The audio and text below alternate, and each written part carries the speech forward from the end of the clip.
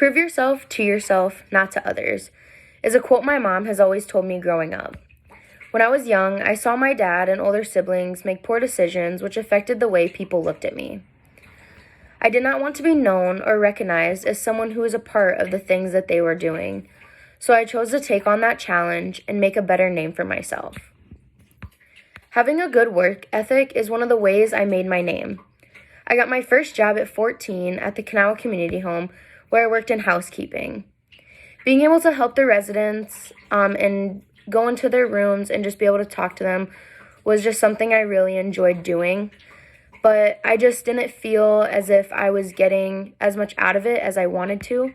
So a couple months later, I applied to be a dietary aide in the kitchen, where then I was working both jobs.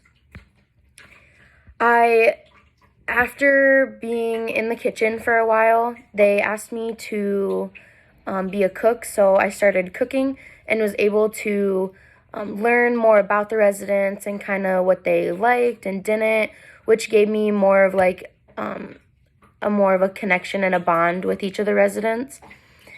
But I just still wasn't getting that fulfillment that I needed. So I went and took the CNA course and was able to pass and start working at the nursing home as a CNA. I was then working a lot of hours between each department that I worked in, and everyone always told me that all I did was work and never made time to do anything fun. But being able to go to work and help care for the residents was something I just wanted to do. It allowed me to show how patient and caring I was. Going to college to further my education is another way I tried to better my image.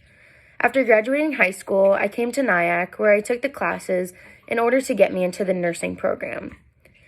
Going to college was a big deal for me because neither one of my parents graduated due to different circumstances, which is why I wanted to further my career. My older sister was the first one of us to graduate from high school as college as a dental assistant. Putting in the work and making the time to succeed in my classes is a way that I could prove and act and create a good life for myself after college.